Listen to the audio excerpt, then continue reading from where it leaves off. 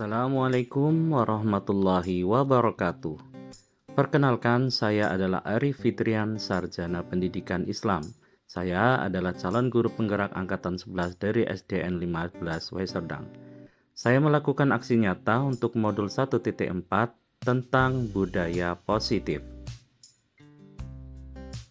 Aksi nyata yang saya lakukan yaitu dengan melakukan diseminasi dengan menyebarkan pemahaman dan pengalaman penerapan budaya positif di sekolah. Dalam aksi saya melakukan kegiatan kolaboratif dengan rekan sejawat saya yang juga calon guru penggerak angkatan 11 yaitu Ibu Safinatu Zuhra. Bagaimana aksi kami berdua dalam melakukan diseminasi tersebut? Mari saksikan bersama video kami. Selamat menyaksikan. Assalamualaikum warahmatullahi wabarakatuh. Kepada Bapak Kepala Sekolah SD Negeri 15 Weserdang yang saya hormati, dan kepada Bapak Ibu Guru SD Negeri 15 Weserdang yang saya hormati dan saya sayangi. Pertama-tama marilah kita panjatkan puji syukur kita kehadirat Allah Subhanahu wa taala yang mana pada hari ini kita dapat berkumpul di sini dalam acara diseminasi budaya positif di SD Negeri 15 Weserdang dalam keadaan sehat walafiat. Amin Allahumma amin. Selanjutnya sholawat serta salam marilah kita tetap hadiahkan kepada Nabi kita Nabi besar Muhammad Shallallahu Alaihi Wasallam yang kita nantikan syafaatnya di yaumil kiamah kelak. Amin Allahumma amin. Selanjutnya izinkan saya di sini untuk membuka acara pada hari ini. Marilah kita buka acara pada hari ini dengan membaca basmalah. Bismillahirrahmanirrahim. Bapak Ibu, sebelum kita diseminasi tadi, kita sudah mengajar, jadi otomatis kita sudah banyak melakukan hal-hal yang membuat kita sudah tidak stres lagi. Nah, agar kita stres lagi, marilah kita ice breaking dulu ya Bapak Ibu. Mari kita ice breaking di sini Bu ya. Semuanya berdiri di sini ya.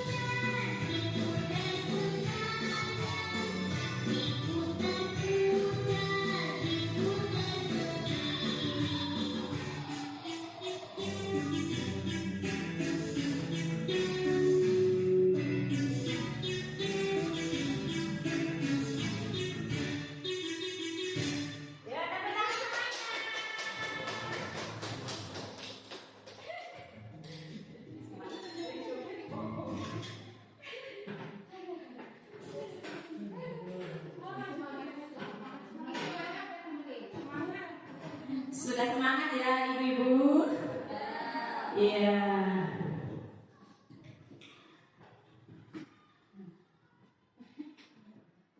Sebelumnya sudah kenal semuanya ya, tapi kita perkenalan tetap ya. Perkenalkan, saya Safira Tuzura dan di samping saya Bapak Andi Fikrian. Hari ini diseminasi positif untuk melakukan aksi nyata modul 1.4 ya. Itu terkait dengan calon guru penggerak seperti itu. Budaya positif adalah penerapan nilai-nilai kebajikan universal di sekolah. Itu ada beberapa ya, ada 6. Yang pertama yaitu disiplin positif. Yang kedua motivasi perilaku manusia. Yang ketiga keyakinan kelas. Yang keempat kebutuhan dasar manusia. Yang kelima posisi kontrol restitusi. Dan yang keenam adalah segitiga restitusi.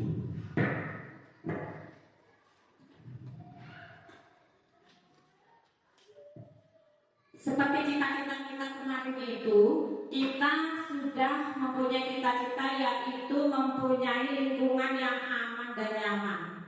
Lingkungan yang aman dan nyaman berbasis disiplin positif di sekolah akan berdampak secara maksimal pada perkembangan dan pembentukan karakter peserta didik. Nah, berarti kita sebagai seorang pendidik, kita memang harus memberikan suasana yang nyaman di kelas ataupun di lingkungan sekolah dan di luar kelas, seperti itu.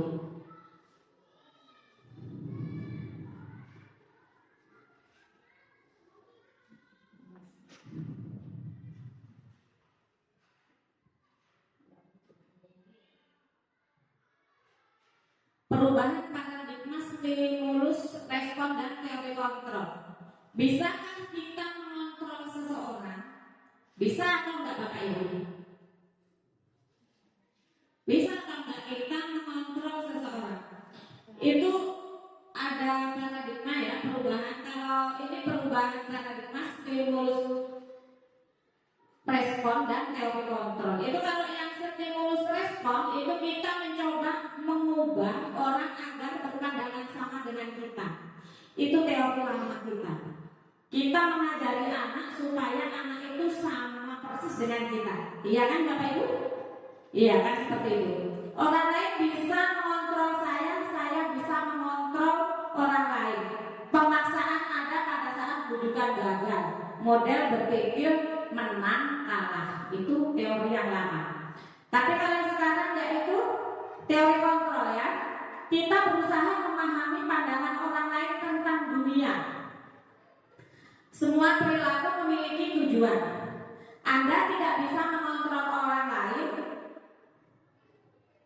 Kolaborasi dan konsensus menciptakan pilihan-pilihan baru. Modelnya yaitu berpikir menang-menang. Beda seperti yang pertama tadi ya. Berpikirnya adalah menang kalah. Kalau yang ini berpikirnya adalah menang-menang. Ya, memahami pandangan orang lain tentang dunia ini, kita berusaha memahaminya gitu bersama-sama ya, berbeda dengan teori yang lama. Nah, ini yang mau saya tanyakan adalah apakah makna disiplin?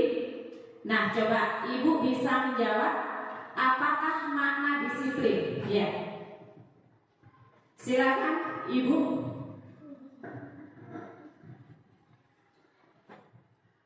Assalamualaikum warahmatullahi wabarakatuh. Disiplin menurut saya adalah taat dan patuh pada sesuatu atau nilai-nilai sesuatu. Demikian. Oke, tepuk tangan untuk Ibu hebat kita, Ibu Zalia. Kemudian silakan Ibu Yusnani.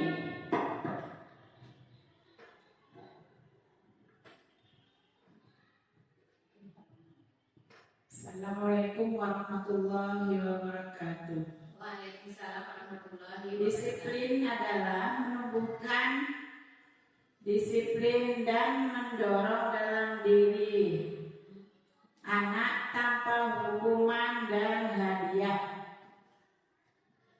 Oke, sudah Bu ya. Oke, tepuk tangan untuk Ibu kita, Ibu Yusnani. Iya, ya silakan Ibu Haji Swati. Bismillahirrahmanirrahim. Disiplin positif itu merupakan pendekatan yang tetap memperhatikan hal-hal anak untuk berkembang dengan sehat. Terima kasih. Oke, tepuk tangan untuk Ibu Hanyati. Assalamualaikum warahmatullahi wabarakatuh. Waalaikumsalam warahmatullahi wabarakatuh. Disiplin adalah sikap dan perasaan taat dan patuh terhadap nilai-nilai yang dipercaya merupakan tanggung jawab pada kita orang tersebut. Ya.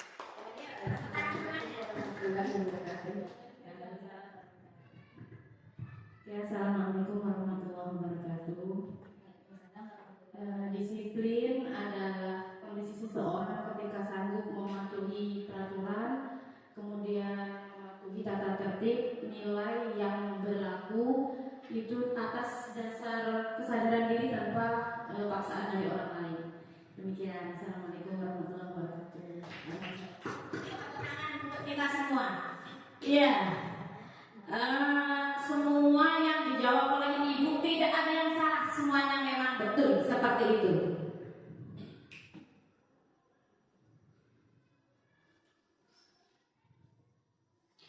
Disiplin itu berasal dari bahasa Latin, yaitu disciplina, yang artinya adalah belajar.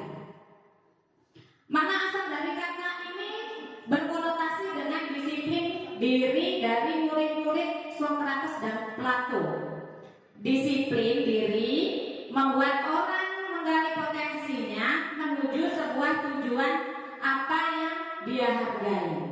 Namun dalam budaya kita, makna kata disiplin telah berubah menjadi sesuatu yang dilakukan seseorang pada orang lain untuk mendapatkan kepatuhan.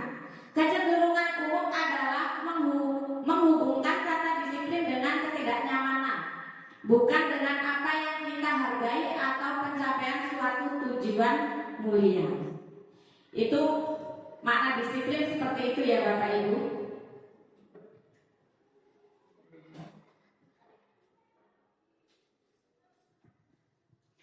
Seorang guru yang baik harus memiliki kemampuan dalam mewujudkan disiplin positif di sekolah. Budaya positif tersebut dapat dijalankan dengan menerapkan konsep-konsep inti seperti yang pertama yaitu disiplin positif, yang kedua motivasi perilaku manusia, yang ketiga keyakinan kelas, yang keempat kebutuhan dasar manusia, yang kelima posisi kontrol restitusi, dan yang keenam adalah segitiga restitusi.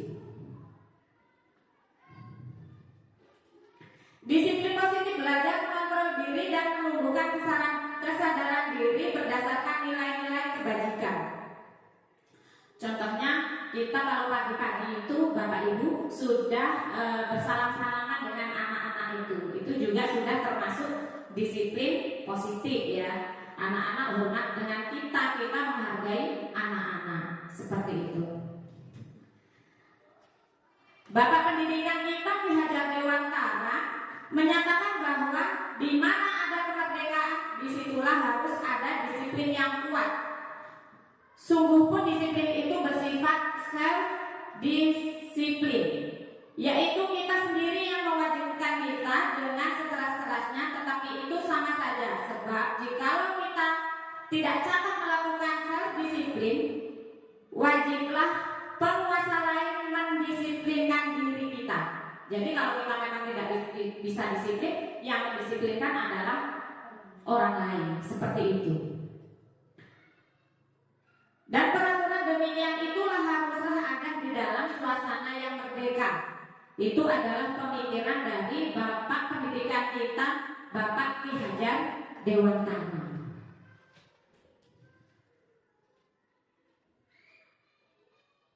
Definisi kata merdeka menurut Ki Hajar Dewantara adalah mardika iku jarwanya, noramu lepasin pangre, nging uga kuat kuasa aman diri priangga.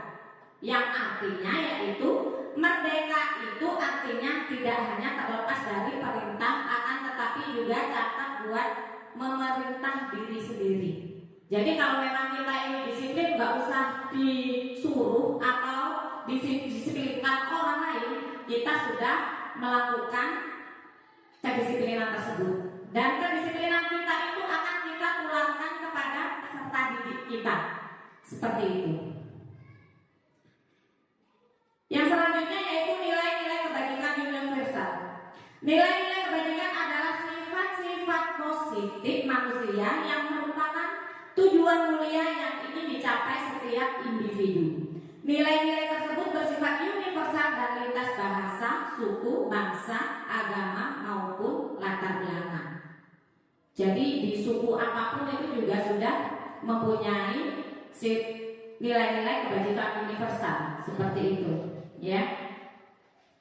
Nah, ini Ibu bisa jawab setuju atau tidak setuju. Yang pertama, ya, hukuman di sekolah adalah dapat mendisiplinkan anak. Setuju atau tidak? Setuju. Oke. Yang kedua, pemberian hukuman dengan hal positif seperti membaca atau membersihkan halaman sekolah dapat meningkatkan disiplin anak. Setuju atau tidak? Setuju. Yang ketiga, memberi penghargaan dapat meningkatkan motivasi belajar anak. Setuju. Setuju atau tidak? Setuju. Ya, setuju ya. Yang selanjutnya yaitu membuat anak merasa bersalah, memberi dampak lebih ringan dibanding menghukum. Setuju tidak? Membuat anak merasa bersalah, memberi dampak lebih ringan dibandingkan menghukum.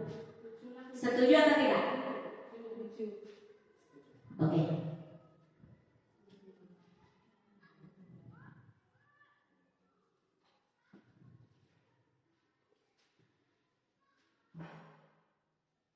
Nah, lanjut saja ya. Yang selanjutnya yaitu motivasi perilaku manusia. Perilaku manusia yang pertama yaitu untuk menghindari ketidaknyamanan atau hukuman. Yang kedua, untuk mendapatkan penghargaan atau imbalan dari orang lain. Dan yang ketiga, untuk menjadi orang yang mereka inginkan dan menghargai diri sendiri dengan nilai-nilai yang mereka percaya. Jadi sebenarnya kalau kita sudah belajar tentang disiplin positif ini, aslinya seperti ini ya Bapak Ibu. Ada beberapa hal yang tidak sama seperti kita dulu. Memang kalau dulu kita selalu ada peraturan, ada hukuman. Tapi kalau di sini kita di Merdeka Mengajar ini sudah bukan itu lagi, yang selaras dengan zamannya. Jadi kalau dulu itu kita memberikan peraturan di kelas, ada hukuman. Misalnya anak melakukan kesalahan, kita hukum, itu relevan kalau dulu. Tapi dengan bergesernya zaman waktu yang sekarang ini sudah tidak relevan lagi kalau kita menghukum anak. Seperti itu, ya. Walaupun hukuman itu hukuman yang ringan gitu, nggak memukul, nggak apa ya, misalnya seperti nulis saya tidak akan mengulang, ya itu nggak boleh juga ya Bu. Itu gini loh, maksudnya gini, misalnya hukuman sama konsekuensi, oh nanti ada lanjutannya, ini belum selesai, nanti ada lanjutannya, ya, itu berbeda. Kalau hukuman konsekuensi dan restitusi yang selanjutnya, hukuman bersifat tidak terencana atau tiba-tiba, atau murid tidak tahu apa yang akan terjadi dan tidak dilibatkan. Misalnya anak tiba-tiba datang terlambat, terus nyuci WC-nya dibersihkan, seperti itu, padahal dia berangkatnya itu terlambat. Nah itu kan rasanya tidak adil atau tidak? Tidak, kayak dulu Bu, kenapa alasannya terlambat itu mungkin apa yang memberatkan apa enggak gitu? Apa dia kesiangan, apa orang tuanya ada masalah apa? Nah ini maksudnya yang tidak boleh yang seperti ini. Atau itu kan tidak memukul ya Bu. Kalau memang memukul atau kita berbuat yang tidak benar ya, tidak sesuai dengan undang-undang, kan memang tidak boleh, kita sudah tahu. Memang di sekolah kita tidak pernah terjadi hal yang demikian ya.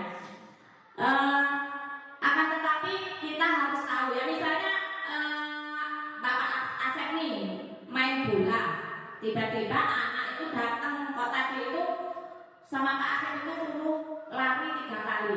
Itu termasuk apa namanya hukuman atau bukan?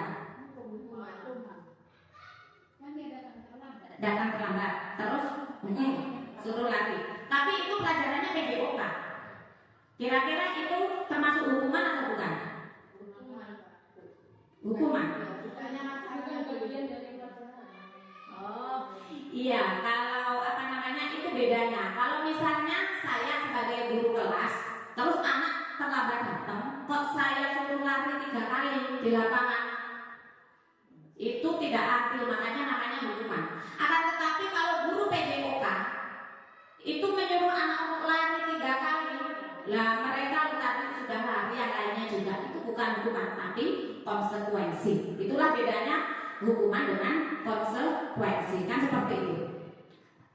Kalau konsekuensi itu kan sudah terencana, sudah disepakati, sudah dibahas dan disetujui oleh murid-murid. Nah, kalau apa namanya, makanya kita itu sekarang bisa membuat keyakinan kelas. Nah, seperti itu. Ya.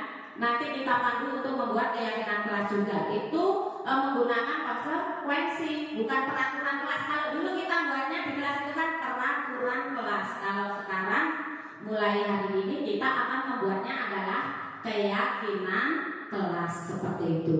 Dan kemudian yang ketiga, restitusi. Restitusi adalah proses menciptakan kondisi bagi murid untuk memperbaiki kesalahan mereka sehingga mereka bisa kembali pada kelompok mereka dengan karakter yang lebih kuat. Itu.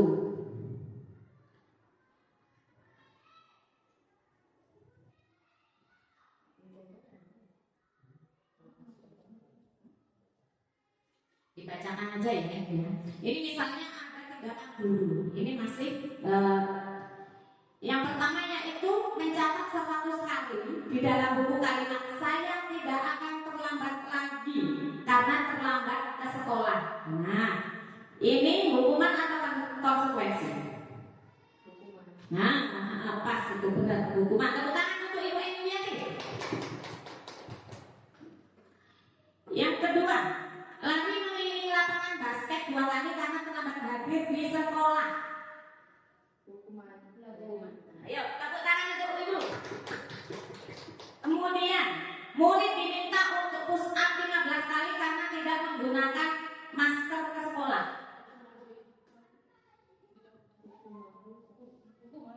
Hukuman. Oke. Ya, tepuk tangan untuk Ibu Mira. Kemudian menggantikan kertas tugas teman yang telah dicoret-coret. Iya, sudah pasti. Tepuk tangan untuk kita semua. Kemudian membersihkan, udah tadi ya. Kemudian meminta murid tidak mengenakan sepatu seharian di sekolah karena tidak mengenakan sepatu warna hitam. Hukuman atau konsekuensi? Konsekuensi. Kalau warna hitam itu sudah menjadi ketetapan kelasnya, sekolahnya. Iya. Berarti ada 2 opsi ya Bu ya. Kalau sudah menjadi kesepakatan atau menjadi keyakinan kelas yang sudah disepakati bersama-sama, itu namanya konsekuensi. Akan tetapi kalau belum, berarti itu adalah hukuman, seperti itu.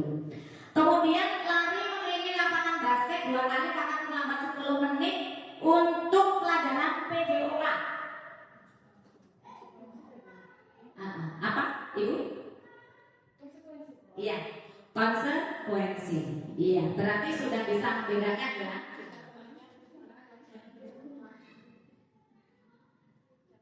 Ini ada keyakinan kelas, keyakinan sekolah atau keyakinan kelas.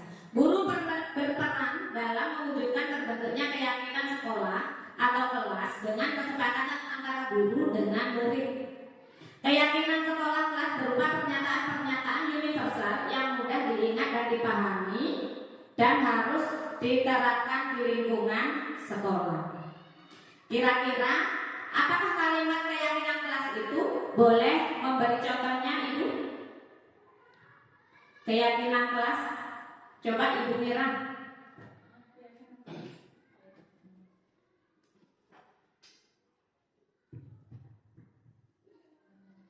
Keyakinan kelas itu kan tadi yang sudah disepakati bersama, kesepakatan bersama. Nah, betul. Nama lain dari peraturan tadi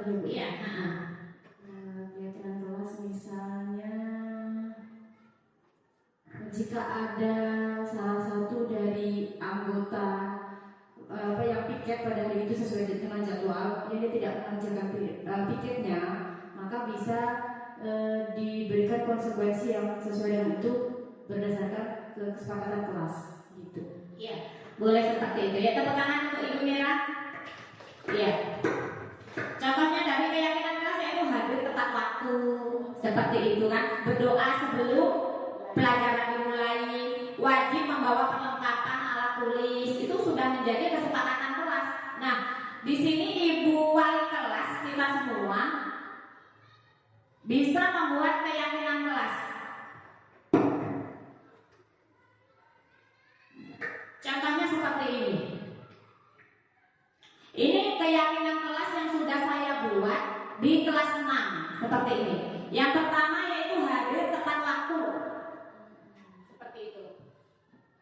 Yang kedua berdoa sebelum dan sesudah pelajaran. Yang ketiga wajib membawa perlengkapan alat tulis. Yang selanjutnya yaitu meminta izin kepada guru ketika ingin keluar kelas. Nah, itu juga jadi kesepakatan kita ya. Dan yang selanjutnya yaitu menjaga suasana kelas tetap kondusif. Nah, kalau misalnya, Bu, ini ada yang nakal Bu, biasanya kan begitu anak-anak, ada yang rame. Nah, itu sesuai nggak dengan kesepakatan kita, kelas kita? Padahal kan sudah Ibu buatkan, sudah Ibu printkan, lalu Ibu tempel di kelas. Jadi memang wajib Ibu-ibu untuk hari ini dan seterusnya kita wajib membuat keyakinan kelas seperti itu. Jadi kita sudah harus tahu dulu nanti bagaimana cara membuatnya. Itu kita kesepakatan dengan murid-murid kita. Nah, caranya bagaimana? Anak-anak suruh nulis. Bagaimana sih agar kelas kita ini aman dan nyaman? Nanti anak-anak akan memberikan misalnya kemarin itu waktu di kelas ada yang begini nulisnya. Bu, berdoa sebelum dan sesudah pelajaran. Ya.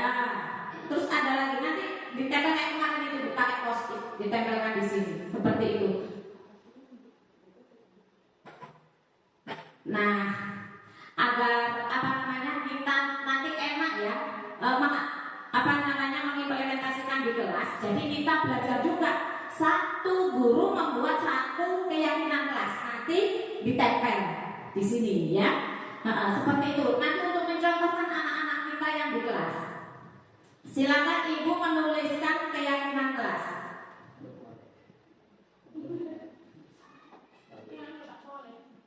Keyakinan kelas. Sampai soal nggak bikin soal.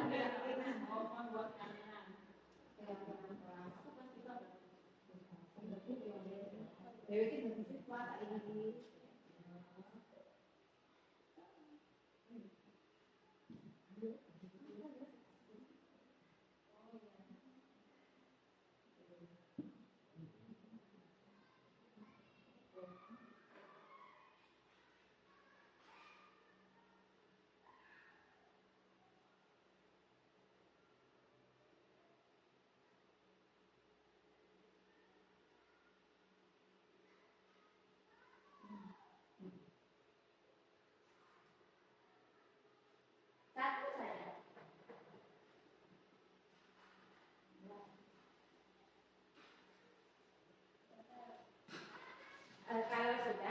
Kalau sudah ditulis, boleh ditempel di sini, Bu. Ditempel di sini.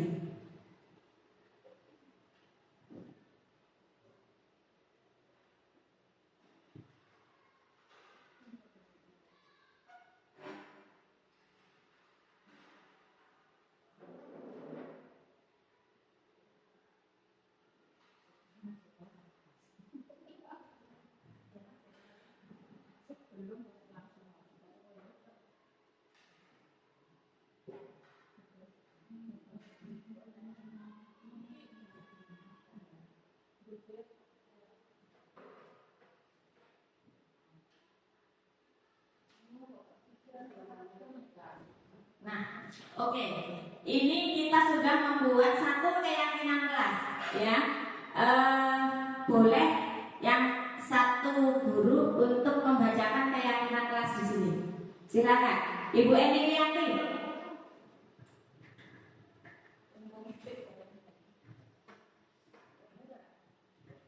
ini Bu. Ya. Assalamualaikum warahmatullahi wabarakatuh. Waalaikumsalam warahmatullahi wabarakatuh. Yang pertama, meminta izin guru ketika akan keluar kelas selama kegiatan belajar mengajar berlangsung. Yang kedua, datang tepat waktu, tidak membuang sampah di kelas. Tiga, datang tepat waktu, berbaris sebelum masuk kelas, berdoa sebelum belajar. Selanjutnya setelah anak belajar, buku pelajaran harus dikembalikan ke tempat semula. Berikutnya, berdoa sebelum dan sesudah pelajaran dimulai. Demikian, terima kasih. Wassalamualaikum warahmatullahi wabarakatuh. Waalaikumsalam warahmatullahi wabarakatuh. Hebat, luar biasa. Tepuk tangan untuk kita semua. Iya. Berarti besok kita aplikasikan di kelas ya, ibu-ibu. Kita membuat keyakinan kelas bersama peserta didik kita. Jadi berhubung di PMM nanti itu juga penting keyakinan kelas ini. Nanti aksi nyatanya kita upload di PMM. Itu sudah sudah ada. Jadi nanti kita membuat keyakinan kelas itu langsung direkam, difoto, dan nanti kita akan menggunakannya menjadi aksi nyata di PMM seperti itu, ya. Selanjutnya langsung Pak Rifki ya. Ya Pak Rifki. Iya, dilanjut oleh Bapak kita CBP angkatan 11 yaitu Bapak Ari Fitrian. Silakan Bapak.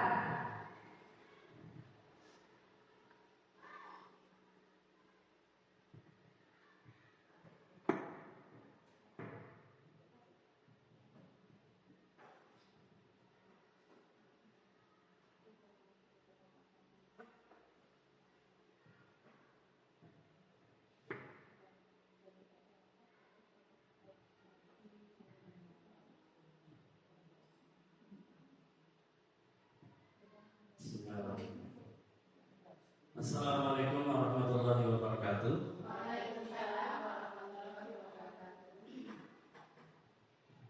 Bapak Ibu yang saya hormati, ya alhamdulillah, ini saya melanjutkan pembahasan dari diseminasi pada hari ini.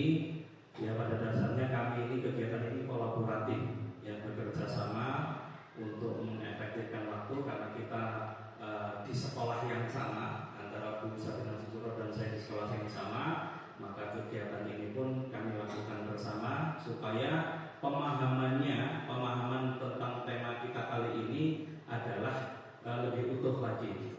Nanti kita saling melengkapi apa yang menjadi kebutuhan dalam pembelajaran ini.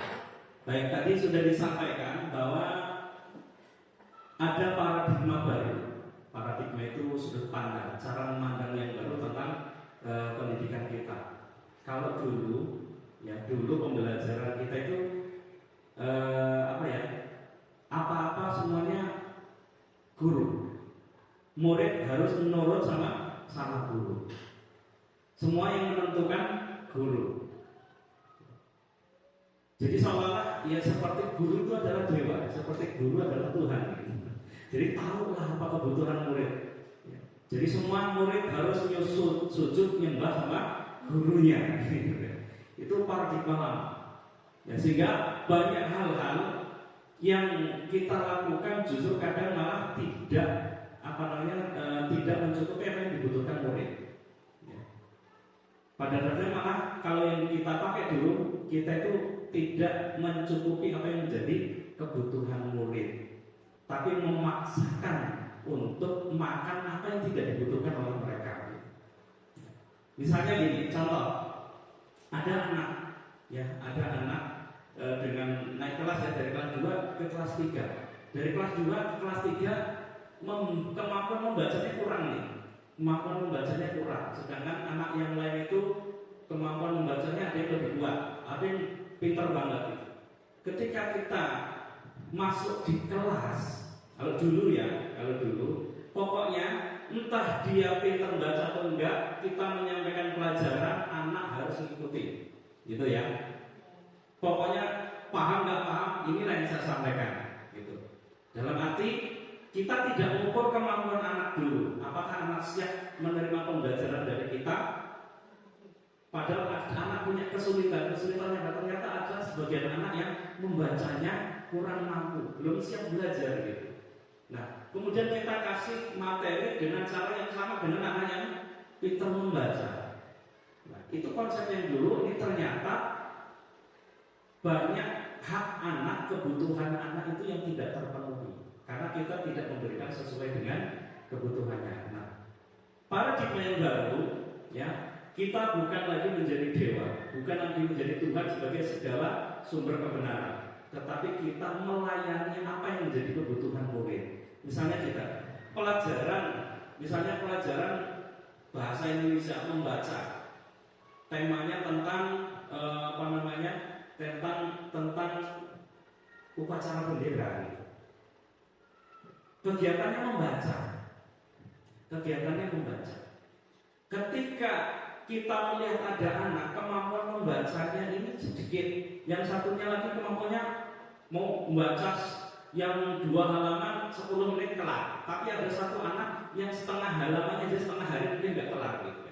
Gimana supaya semuanya mendapatkan pelajaran yang sesuai kebutuhannya?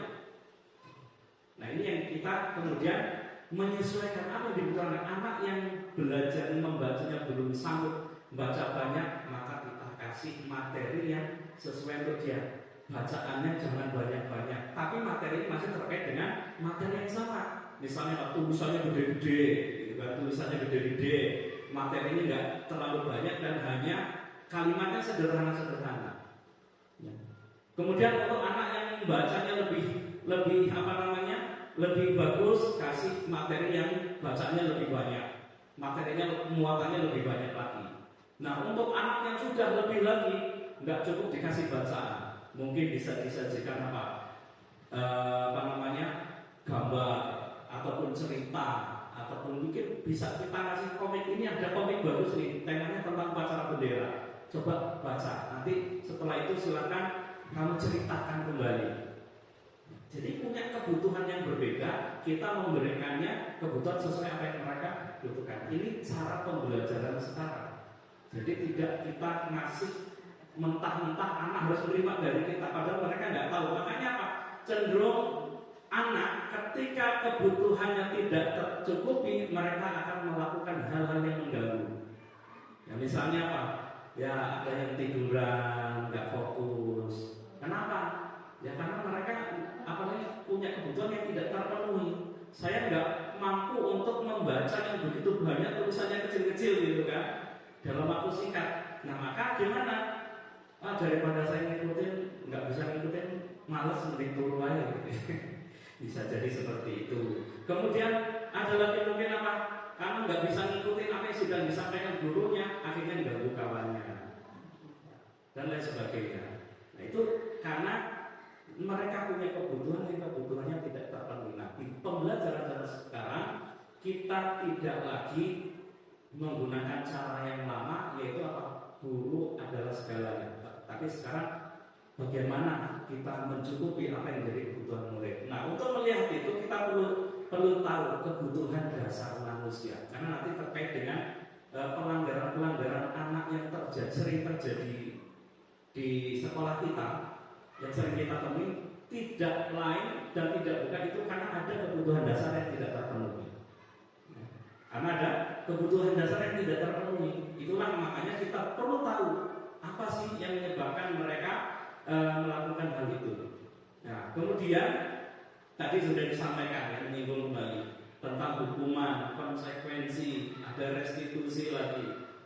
Kalau zaman dulu anak tidak mengerjakan tugas dihukum, maju ke kelas, ya, maju di depan kelas, kemudian jewer kulit, telinga, kakinya jangan satu, gitu kan? Ya, zaman kita, ya. Jadi kalau nggak mengerjakan PR maju ke depan, kalau nggak bawa ini dihukum. itu zaman dulu. Karena berpikirnya dulu, pemikiran zaman dulu dengan cara seperti itu efektif untuk mendisiplinkan anak. Tapi pada kenyataannya kan tidak seperti itu. Ternyata anak tetap aja tetap sering akan sering nggak mengerjakan PR, akan meninggalkan tugas dan sebagainya. Kenapa? Ternyata ada alasannya. Ya, tadi Bu Eni sebenarnya tadi sudah memberikan gambaran tadi ya. Ketika ada anak terlambat masuk kelas, apa yang harus dilakukan? Apa kalau disuruh membersihkan WC itu termasuk hukuman atau konsekuensi? Nah, ternyata Bu Eni sudah ada gambaran. Kita tanya dulu alasannya. Apakah keterlambatan itu memang bisa ditolerir atau tidak ditolerir? Nah, di zaman sekarang mengatasi masalah-masalah seperti itu kita harus melihat alasan.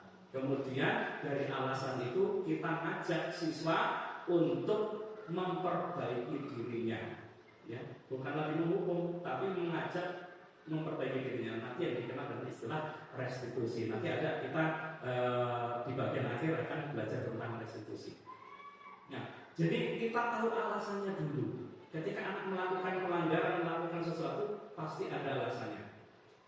Kalau dulu anak melakukan pelanggaran, lebih sering kita langsung nuduh ini anak nakal, ini anak bangkang, ini anak bantah. Tapi zaman sekarang, ya, pembelajaran sekarang tidak. Anak melakukan suatu tindakan pasti ada alasan. Setiap tindakan pasti punya alasan. Nah, itulah yang kita harus gali. Alasannya kenapa, bisa nggak dia memperbaiki itu? Ya.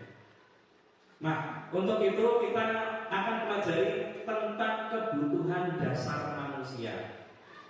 Setidaknya ada 5 kebutuhan dasar manusia yang perlu kita pahami. Jadi nanti ketika kita menghadapi anak-anak yang melanggar keyakinan kelasnya, jadi gini, kalau kita sudah bikin keyakinan kelas nih, anak-anak sudah sepakat membuat kesepakatan tentang keyakinan kelas, tidak semua anak serta-merta langsung patuh dengan keyakinan yang sudah dibuat. Pasti akan ada anak yang melanggar. Nah, di sinilah keyakinan kelas ini sangat penting untuk kita mengembalikan anak kepada keyakinannya. Supaya apa? Kembali kepada keyakinan yang disepakati, bagaimana cara memperbaikinya. Nanti itu ada pada restitusi. Nah, mereka melanggar keyakinan yang sudah dibuat pasti ada alasannya, dan alasan-alasan itu tidak jauh dari adanya kebutuhan dasar yang tidak terpenuhi oleh mereka. Oleh karenanya kita butuh mengetahui apa sih kebutuhan dasar manusia. Dari para peneliti menyimpulkan ada 5 kebutuhan, tapi bisa jadi lebih. Tapi ini dikelompokkan saja dari sekian banyak kebutuhan manusia, itu dikelompokkan, diciptakan menjadi 5 kategori. Yang pertama adalah kebutuhan bertahan hidup.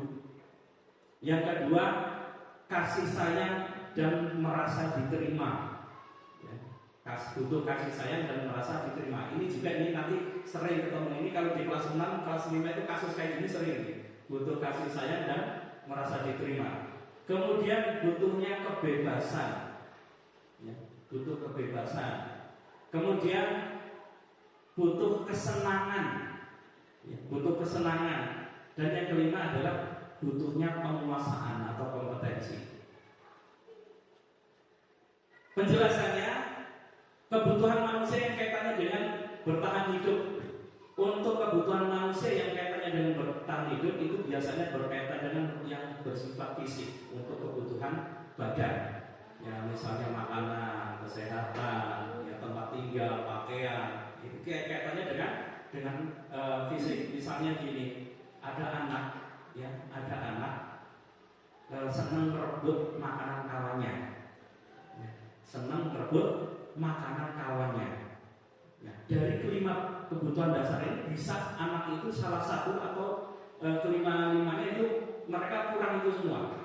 Misalnya ketika ditanya apa alasannya kamu merebut makanan kawannya, saya dari rumah belum sarapan, lapar. Nah, kalau dilihat dari alasannya seperti itu, kebutuhan apa yang tidak terpenuhi? Bertahan hidup, lapar, rasa lapar. Ya, kemudian ini, ketika ditanya lagi, misalnya untuk ini bukan tentang bertahan hidup, mungkin ada kebutuhan lain yang tidak terpenuhi. Misalnya gini, di anak ditanya, kenapa kamu merebut makanan punya kawan kamu? Saya itu senang loh Pak kalau lihat lihat dia itu nangis gitu. Saya senang kalau lihat dia nangis, saya senang ekspresinya kalau lagi jengkel gitu. Nah, kira-kira itu apa? Kesenangan. Berarti ada di dalam pembelajaran kita anak tidak merasa senang, ya, tidak merasa senang sehingga perlu ganggu kawannya. Nah, itu kan berarti kan kita butuh membuat apa? Karena butuhnya senang berarti apa? Kita kasih kesenangan. Bagaimana cara membuat kesenangan? Nah, kita kemarin sudah sepakat dalam prakarsa perubahan. Ayo kita bikin pembelajaran yang inovatif dan menyenangkan. Supaya apa? Nggak ada lagi anak-anak yang ganggu kawannya alasannya untuk kesenangan. Gitu. Kemudian apa lagi? Misalnya ditanya lagi, kenapa kamu ngerebut kawannya? Maaf, saya nggak suka dia sok-sokan sok kaya. Emangnya cuma dia aja yang bisa beli makanan kayak gitu. Akhirnya direbut. Nah, kira-kira ini apa? Bisa kasih kebebasan. Nanti kebebasan ada lagi ya, ada lagi. Yang misalnya ada anak di kelas nih rekrut aja. Kemudian ketika ditanya, kamu kenapa ribut? Kan lagi disuruh nulis. Ya saya nggak punya pensil, saya punya pulpen, saya punya pakai pulpen. Ya kamu kan masih kelas 1 misalnya, kamu masih kelas 1, nulisnya harus pakai pensil dulu. Nggak mau, saya punya pakai pulpen. Kira-kira apa kebutuhan yang tidak terpenuhi? Kebebasan, menentukan mengikuti pendapatnya sendiri. Ketika diberikan kebebasan, dia akan leluasa untuk mencukupi pembelajaran. Nah, itulah kebutuhan dasar. Nah, kalau kebutuhan bertahan hidup itu kaitannya dengan fisik, kebutuhan fisik. Kemudian kebutuhan kasih sayang dan rasa diterima. Kebutuhan ini dan kebutuhan berikutnya nanti, 3 berikutnya itu kaitannya dengan psikologis. Jadi kalau yang satu yang bertahan hidup itu kaitannya dengan badan, dengan kebutuhan badan. Nah, sisanya nanti yang kebutuhan yang lainnya itu kaitannya dengan kejiwaan, dengan mental, dengan psikisnya. Ya. Kebutuhan untuk disayangi dan diterima meliputi kebutuhan akan hubungan dan koneksi sosial, kebutuhan untuk memberi dan menerima kasih sayang, dan kebutuhan untuk merasa jadi bagian dari satu kelompok. Ketika ada anak diajak bekerja kelompok, kok nggak mau? Saya nggak mau sama kelompok itu, nggak mau. Saya maunya sama ini. Berarti apa? Kebutuhannya? Butuh rasa diterima, butuh kasih sayang. Kalau sama dia digangguin aja, kadang saya nggak dipedulikan, dicuekin, itu hal yang seperti itu.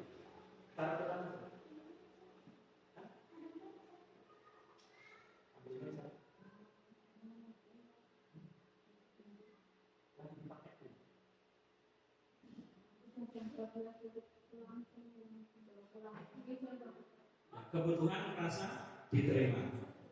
Berikutnya penguasaan, kebutuhan pengakuan atas kemampuan. Ini kaitannya dengan kompetensi. Misalnya gini, ada anak kita masih pelajaran matematika, ya. Pelajaran matematika, suruh ngerjain soal. Kita lihat ada anak mainan, tiduran. Kemudian kita, loh kenapa kamu suruh ngerjain malah mainan sendiri, tiduran sendiri? Coba udah selesai belum?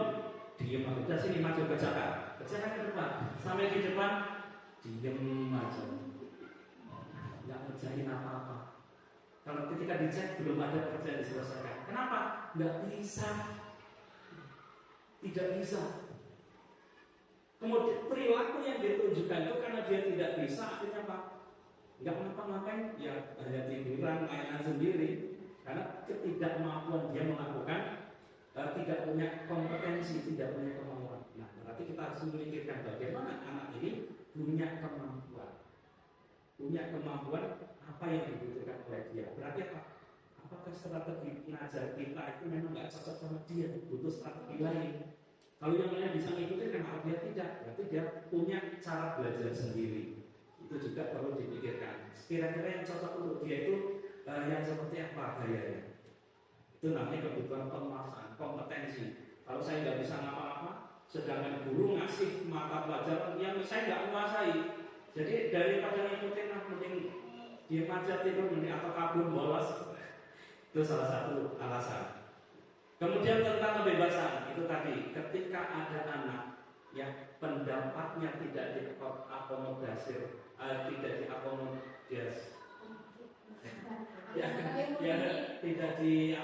tidak dilayani oleh gurunya, maka cenderung akan melakukan pelanggaran. Ya, misalnya, Bu, boleh nggak nulis pakai pulpen? Bu, kalau saya gambarnya pakai pensil warna boleh? Nggak boleh, pokoknya harus pakai pensil. Dia punya pendapat, saya akan menggambar lebih bagus kalau pakai pulpen atau pakai pensil warna, tapi nggak boleh. Maka dia akan melakukan aktivitas lain yang mungkin nggak akan sesuai dengan apa permintaan kita. Itu hal seperti itu, kebebasan. Kemudian kesenangan. Kebutuhan akan kesenangan adalah kebutuhan untuk cari kesenangan dengan bermain, tertawa. Maka kalau kita lihat di kelas kita kok anak senangnya main, anak senangnya ngobrol, tertawa, mana? Apa kira-kira yang dibutuhkan mereka? Apakah butuh kesenangan? Kalau mereka butuhnya kesenangan, berarti kita introspeksi ke diri kita. Kira-kira pembelajaran saya ini menyenangkan atau tidak? Kalau tidak menyenangkan, pantas mereka melakukan seperti ribu di kelas lari sana sini. Nah, maka mikirkan bagaimana kita mendesain pembelajaran yang bisa membuat mereka bergerak ke sana ke sini, bisa tertawa-tertawa, bisa bermain dan sebagainya. Nah, itulah permasalahan-permasalahan yang selama ini terjadi di hadapan kita karena mereka tidak mendapatkan kebutuhan dasar. Baik, berikutnya kita bahas tentang 5 posisi kontrol guru. 5 posisi kontrol ini tadi ada tentang hukuman, pelanggaran-pelanggaran yang sudah kita hadapi. Sikap posisi kita ketika menghadapi anak yang melakukan pelanggaran dari keyakinan kelasnya, kita posisinya di mana? Pertama, ada 5 posisi. Pertama, penghukum. Yang kedua, pembuat merasa bersalah. Yang ketiga, teman. Yang keempat, pemantau. Yang kelima, manajer. Penghukum ini kalau tipe penghukum, guru posisi kontrolnya adalah sebagai penghukum. Kalau ada anak melakukan pelanggaran disiplin, biasanya yang dilakukan adalah dengan sikap tegas terus memberikan hukuman. Ya, misalnya Pak, datang terlambat sekolah, keliling lapangan 5 kali. Ya Pak, nggak terima 10 kali. Ya. Ini tipe penghukum. Jadi guru yang seperti ini tidak mau tahu dengan alasan murid, ya, hanya langsung menghukum. Konsekuensinya apa kalau kita melakukan seperti ini? Anak cenderung menjadi pendendam, ya, tidak suka. Kenapa? Orang yang suka menghukum biasanya tipenya suka menyakiti. Kenapa? Hukuman itu kan sifatnya menyakiti, memaksa orang. Orang dipaksa itu pada dasarnya nggak ada. Maka ketika ditanya tadi di awal, sebenarnya kita bisa nggak sih mengontrol orang lain? Bisa nggak sih kita mengontrol orang lain? Jawabannya tidak bisa. Orang itu hanya mengontrol dirinya sendiri. Loh, bagaimana kalau saya nyuruh orang lain kok dia nurut? Itu bukan berarti anak itu kita yang kontrol, tetapi dia sedang mengontrol dirinya untuk mau dikontrol oleh orang lain. Jadi ngatur dirinya sendiri, ya. Ngatur dirinya. Jadi nggak ada orang yang bisa dikontrol orang lain. Yang ada adalah orang yang mengontrol dirinya sendiri. Ketika dia patuh dengan orang lain, bukan berarti dia sedang dikontrol, tetapi dia sedang mau mengizinkan orang lain mengontrol dirinya. Karena dia mengendalikan dirinya, saya mau lah diatur orang lain itu. Nah, posisi kontrol ketika jadi penghukum ini cenderung orang yang anak yang dihukum itu akan menyimpan rasa sakitnya karena dihukum itu bertahan lama. Sehingga Pak, saya nggak senang sama guru itu, galak, cerewet, marah gitu kan, senangnya ngomong. Nah, ini cenderung seperti itu. Kemudian ada pembuat merasa bersalah. Kalau pembuat merasa bersalah ini tipe guru yang ya sebenarnya dia lebih ke apa namanya, lebih bijaksana, tetapi juga ini masih belum tepat. Kenapa? Kalau kita membuat anak merasa bersalah, itu berarti kita sudah mengatakan dirinya gagal jadi orang. Sudah mengatakan gagal jadi orang. Padahal kita sedang mengajarnya itu jadi orang yang sukses, orang yang hebat, orang yang kuat. Tetapi kita ketika menghadapi anak melakukan pelanggaran, ya misalnya ada anak habis nyontek gitu, atau habis berantem sama kawannya. Nah, lagi-lagi kamu, nah, bapak itu capek, apa nggak kasihan sama bapak sih? Ya, bapak udah berusaha, bagaimana kamu itu bisa setiap hari aku sama kawannya nggak pernah, tolong sih hargai bapak. Apa kamu nggak sayang sama bapak? Ini udah merasa bersalah, anak merasa bersalah. Ketika merasa bersalah, anak itu akan merasa gagal jadi orang. Ketika merasa jadi gagal seperti itu, anak jadi patah semangat. Ketika patah semangat, maka dia akan proses belajarnya akan terganggu. Meskipun ini perlu, tetapi juga tidak efektif. Kemudian jadi teman. Ketika seorang guru posisi kontrolnya jadi teman, dia akan berusaha bagaimana enjoy seolah-olah kayak teman. Misalnya anak melakukan pelanggaran, dia kadang ini, kamu lagi, ya besok-besok jadi lagi, ya sekarang tak maafin, udah sana balik ke kelas lagi, tapi jangan lagi kayak gitu ya. Ya sekarang tak maafin, coba main lagi sana balik ke kelas. Akan membiarkan atau memaklumi, tetapi tidak mengajak anak untuk introspeksi diri. Ini seperti kawan gitu, menghandle kesalahan anak. Ini sebenarnya bagus. Di satu sisi bagus, kita anak lebih dekat dengan gurunya. Tetapi yang buruknya adalah anak hanya senang dengan salah satu guru, tidak senang dengan guru yang lain. Padahal kita mengharapkan anak itu menghormati semua gurunya. Kemudian pemantau ini tipe guru yang ketika ada suatu pelanggaran, dia memposisikan sebagai orang yang memantau dalam arti ini. Apa yang dilakukan anak ada peraturannya enggak? Ada peraturannya enggak? Kalau ada peraturan, anak diajak untuk melihat peraturan itu. Ketika anak melihat peraturan itu, maka anak ditanya, kalau kamu melanggar peraturan seperti ini, apa konsekuensinya? Jadi pelanggaran yang dilakukan anak itu guru mengajak untuk melaksanakan konsekuensi dari pelanggaran yang dilakukannya. Harus mematuhi peraturan. Pokoknya harus sesuai peraturan. Dia nggak asal hukum. Kalau dia anak melakukan pelanggaran, kalau memang pelanggarannya ada aturan yang dilanggar, ya dia dihukum sesuai dengan pelanggarannya. Istilahnya konsekuensi. Tapi kalau anak tidak melanggar hukum apapun peraturannya dari sekolah, dia tidak akan melakukan konsekuensi itu. Nah, tipe orang ini biasanya kelihatan tegas, kemudian konsekuen dengan apa yang dilakukan. Misalnya ada anak terlambat, ya, ada anak terlambat sekolah, ya, ditanya, nah peraturan kita apa? Masuknya jam berapa? Jam 7:30. Kamu sekarang jam berapa masuknya? Udah jam 8. Berarti telat kan? Telat. Tahu konsekuensinya kalau telat? Apa-apa? Nunggu dihukum gitu kan. Udah, kalau memang kamu sudah tahu peraturannya, kamu harus melaksanakan. Kira-kira kamu hukumannya maunya apa? Ya udah Pak, saya keliling lapangan gitu. Itu menjalankan konsekuensi. Tetapi dia seorang guru yang tipenya pemantau melakukan ini karena memang ada aturannya, menegakkan aturan. Kemudian yang kelima, manajer. Manajer ini adalah orang yang tidak semata-mata melihat pelanggaran itu adalah sebagai sebuah kesalahan, tapi bagaimana anak menyadari apa yang dilakukan itu adalah dia sudah melanggar keyakinannya. Ya. Tetapi kemudian seorang guru ini dengan posisi manajer, dia akan mengajak anak introspeksi. Ya, misalnya melakukan pelanggaran, habis berantem ini, ada anak habis berantem. Nah, kamu berantem sama siapa? Gimana itu? Kenapa kamu berantem sama dia? Ya dia tadi ngeloloin bapak saya. Oh gitu. Ya, jadi kalau kamu diloloin bapaknya, kamu ngapain? Saya pukul lah. Oh jadi kamu mukul. Dalam rangka apa kamu mukul? Ya saya nggak terima lah, saya bela harga diri saya. Oh baik.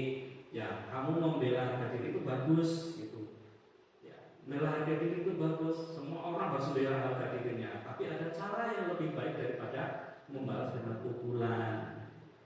Apa itu? Bersabar. Gimana? Bisa nggak kamu bersabar? Ya saya berusaha Pak. Tahu nggak keyakinan keras kita? Ya Pak, menghormati orang lain, ya, tidak mengganggu orang lain dan bersabar. Nah itu tahu. Nah sekarang kamu tahu, kamu sudah melakukan kesalahan. Nah kira-kira kamu bisa memperbaiki nggak kesalahan kamu? Bisa Pak. Apa yang akan kamu lakukan untuk memperbaiki itu? Saya mau nanti minta maaf, udah, tapi jangan diulangi lagi ya. Besok kalau kamu ada teman kamu yang misalnya mengolok-olok kamu, kalau bisa bersabar, kalau tidak mampu laporkan kepada gurunya. Bisa dilakukan, bisa Bapak. Insya Allah besok lebih sabar lagi, iya. Ya, akhirnya bisa nanti kembali lagi ke kelas itu tanpa merasa bersalah, tanpa merasa dihakimi, tapi dia sudah punya keyakinan kuat. Saya ada cara untuk mengatasi masalah saya. Itu namanya posisi manajer, mengarahkan anak untuk mengatasi masalahnya sendiri. Nah itu nanti yang akan kita bahas kaitannya dengan segitiga restitusi.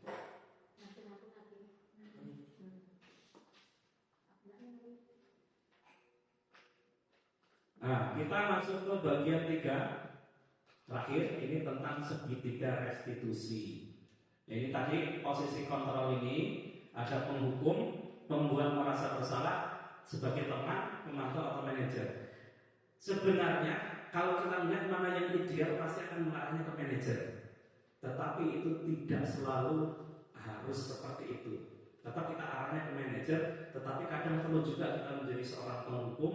Kadang juga kita bisa membuat jabatan posisi, membuat merasa bersalah. Kadang kita perlu bisa jadi teman, kadang juga jadi pemantau. Kapan itu diperlukan ya tinggal lihat kondisinya. Tetapi semuanya arahnya bagaimana berusaha kita jadi seorang manajer. Misalnya setelah menghukum, kita ajak anak berdialog, kemudian arahkan kepada introspeksi kesalahannya dan memperbaiki kesalahannya. Ya jadi bukan berarti menjadi penghukum itu salah, ya enggak. Ya, ini tidak menyalahkan, ya tidak menyalahkan apa yang diambil keputusan yang diambil akan menjadi penghukum, membuat merasa bersalah sebagai teman dan lainnya itu tidak masalah. Hanya saja ada cara yang lebih baik, yaitu menjadi seorang manajer. Nah untuk bisa menjadi seorang manajer itu setidaknya paham tentang segitiga restitusi. Apa sih restitusi? Restitusi itu adalah suatu pendekatan untuk menciptakan disiplin positif. Restitusi adalah proses menciptakan kondisi bagi murid untuk memperbaiki kesalahan mereka sehingga mereka bisa kembali kepada kelompok mereka dengan karakter yang lebih kuat. Ya, jadi ini proses mengkondisikan anak untuk memperbaiki kesalahannya sendiri. Jadi nggak langsung menghukum, biar anak yang menyadari kesalahannya sendiri dengan proses dialog yang kita lakukan. Ya, kemudian mereka kita ajak untuk gimana memperbaikinya, ya, mau mulai kapan dan lain sebagainya. Nah, restitusi ini adalah proses kolaboratif, artinya kerjasama. Yang kerjasama siapa? Antara murid yang melakukan kesalahan dengan guru yang membimbingnya untuk memperbaiki kesalahan. Jadi kolaborasi, kerjasama. Apa yang dilakukan, kerjasama yang dilakukan untuk cari solusi, ya, mencari solusi, membantu anak berpikir tentang apa sih yang sebenarnya mereka inginkan, kenapa kok mereka melanggar, sebenarnya apa yang ingin mereka yang mereka inginkan, dan bagaimana harus memperlakukan orang lain dalam rangka memperbaiki dirinya. Oke, dalam segitiga restitusi ini ada 3 langkah, ya, ada 3 langkah. Yang pertama adalah menstabilkan identitas, ya, menstabilkan identitas. Jadi ketika ada anak melakukan pelanggaran, hal pertama jangan langsung menuduh kesalahannya, jangan langsung mengarah ke kesalahannya. Misalnya itu tadi ya, misalnya ada anak berantem, ditanya dulu, kenapa kamu berantem dengan itu? Ya dia ngolok-ngolokin saya, ngolok-ngolokin bapak saya. Oh, ngolok-ngolokin bapak kamu terus? Ya karena saya nggak terima, ini kan harga diri, jadi saya pukul dia. Oh, jadi kamu pukul gitu. Ya, menjaga harga diri, menjaga harga diri untuk mempertahankan diri itu bagus itu. Seorang orang itu ya harus punya harga diri, ya harus punya harga diri. Tapi ketika diolok-olok, tidak harus semuanya di solusinya adalah dengan mukul. Ada cara lain yang lebih baik daripada mukul. Kalau mukul kan nanti bisa malah tambah ribut, melebar, mungkin nanti malah manggil orang tua dan sebagainya. Jadi kamu nggak salah ketika mempertahankan diri karena menjaga harga diri. Nah ini sedang menstabilkan identitas. Jadi apa yang dilakukan pada dasarnya kan ada alasan itu, ada alasan. Dia tidak melakukan kesalahan, tetapi apa yang dilakukannya memang salah, kurang tepat. Ya. Nah kita mendukung dia dalam arti menyadarkan bahwa apa yang dilakukan memang dalam rangka menjaga harga diri. Nah kemudian kita arahkan pemikirannya, memang benar mempertahankan diri, tapi ada cara yang lebih baik daripada memukul. Ya misalnya bersabar, ya atau berbicara baik-baik, ya atau melaporkan dengan orang gurunya, dan itu cara yang lebih baik daripada kamu mukul. Kalau kamu mukul kan nanti ada yang sama-sama tersakiti, akhirnya berantemnya malah tambah rame. Ini dalam rangka menstabilkan identitas. Artinya apa yang dilakukan anak sesuai dengan alasannya, tetapi alasan yang dibuat pada dasarnya tidak dibenarkan menggunakan solusi yang dia ambil, keputusan yang diambil dengan misalnya melakukan pelanggaran. Ya. Kemudian validasi tindakan yang salah. Ini langkah yang kedua. Jadi setelah menstabilkan anak, yang anaknya sudah tahu bahwa apa yang dilakukan itu ada alasannya, tahu alasannya, bahwa alasannya itu adalah manusiawi, ya, bahwa itu setiap manusia juga melakukan kesalahan, setiap orang bisa melakukan kesalahan. Nah, kemudian kita arahkan, apakah yang dia lakukan itu menurut dia itu benar apa salah? Jadi misalnya ditanyakan tadi, misalnya menurutmu tadi itu mukul kawan itu benar apa salah? Ya, itu tanyakan. Kalau misalnya benar, kalau mukul teman benar. Misalnya kalau temanmu mukul kamu terima apa enggak? Ya enggak terima lah. Lo katanya mukul teman benar. Oh ya enggak benar. Ya. Oh berarti mukul teman itu enggak benar. Oh berarti apa yang kamu lakukan benar apa salah? Salah Pak. Ya kalau salah berarti harus diperbaiki enggak? Harus diperbaiki. Kamu siap untuk memperbaiki? Siapa? Nah ini berarti validasi tentang tindakan yang salah. Jadi apa yang dilakukan dia mengakui bahwa tindakannya salah tanpa perlu maksa dia untuk ngaku, ya, tapi mengarahkan pemikirannya bahwa apa yang dilakukan memang sebuah kesalahan.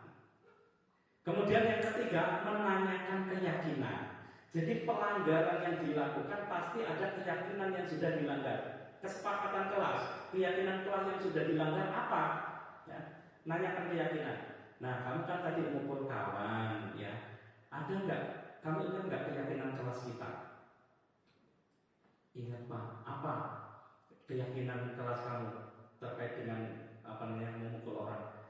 Ya, harus menghormati orang lain dan hidup rukun. Misalnya seperti itu. Misalnya di keyakinan kelasnya itu sesama teman harus saling menghormati. Nah, itu kan berarti keyakinan kelas. Nah, keyakinan kelas yang dilanggar itu dikembalikan ke anak. Berarti kalau keyakinannya dilanggar berarti harus ada dikembalikan kepada keyakinannya. Berarti apa yang sudah dilakukan kayak itu salah harus diperbaiki. Nah, sekarang ini kamu yakin bahwa apa yang kamu lakukan sudah melanggar keyakinan yang sudah disepakati. Apa yang harus kamu lakukan? Memperbaiki diri. Bagaimana caranya? Ya, saya akan minta maaf. Minta maaf sama siapa? Sama kawan yang saya pukul. Mulai kapan minta maafnya? Habis ini saya mau minta maaf Pak. Nah, begitu dia dia sudah menyakui dan siap untuk memperbaiki diri, kita bimbing dia, ajak dia, ikuti, panggil kawannya yang tadi berantem sama dia, kemudian kita kasih penjelasan, akhirnya kita ajak untuk saling memaafkan. Nah, itu adalah namanya segitiga restitusi yang dilakukan oleh seorang yang dalam posisi kontrol manager. Ya, hal ini yang mungkin belum pernah kita lakukan. Ya, perlu. Jadi permasalahan-permasalahan yang ada pada anak-anak kita itu semuanya pasti ada alasannya, dan kita perlu mengarahkan mereka untuk memperbaiki kesalahan mereka, menyadari bahwa mereka sudah melanggar keyakinan yang sudah disepakati. Oleh karenanya keyakinan kelas ini penting untuk disusun, dibuat. Nah, jadi kalau diharapkan mulai besok masing-masing kelas bisa membuat keyakinan kelasnya, disepakati oleh anak-anak, kemudian dikasih tanda tangan semua, pajang di kelas. Inilah keyakinan kelas kita, sehingga ketika anak-anak melakukan pelanggaran kita arahkan untuk kepada keyakinan lagi. Ya, sampai sini bisa dipahami Ibu-ibu? Insya Allah ya. Nah, ini sebenarnya ada ya, karena sebenarnya ada contoh. Ya, ada contoh untuk bagaimana melakukan segitiga restitusi. Sebentar aja ya Bu. Ini saya tampilkan ke layar besar.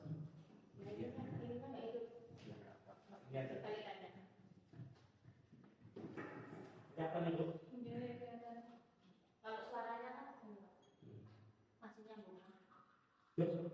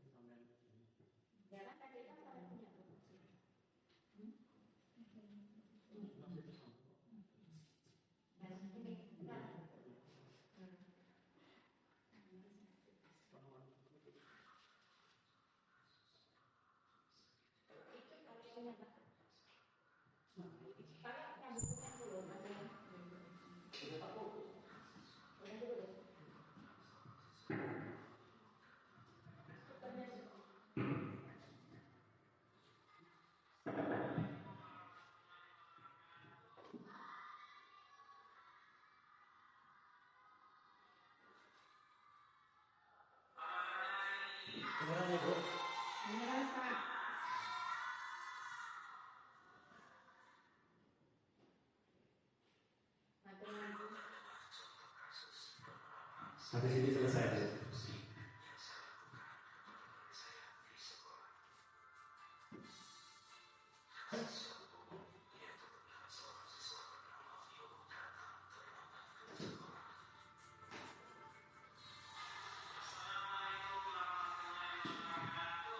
Ini kisahnya Vio datang terlambat di sekolah.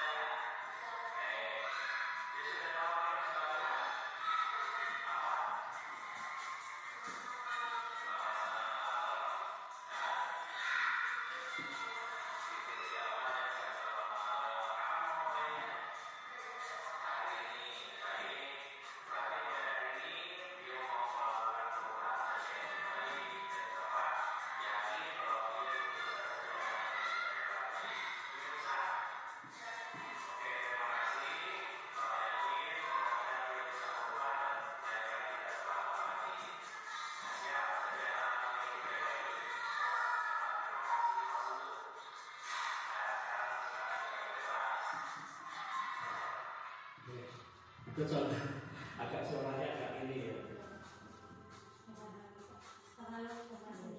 Ya, jadi itu kasusnya. Jadi Vio terlambat. Nah, kemudian saya tanya alasannya. Ya, alasannya adalah karena malam nonton TV dan main HP sehingga kemalaman. Ya, ketika kemalaman paginya bangun kesiangan sehingga datangnya terlambat. Nah, kemudian saya tanyakan, saya ngomong ya terlambat itu manusiawi, berbuat salah itu manusia. Kadang bapak juga melakukan kesalahan, sering kadang terlambat dalam suatu acara. Nah, kemudian saya kembalikan keyakinan kelasnya. Keyakinan kelas apa yang dilanggar? Oh, datang tepat waktu. Ya, jadi setelah itu saya minta kira-kira menurut Vio apa yang harus dilakukan untuk memperbaiki itu?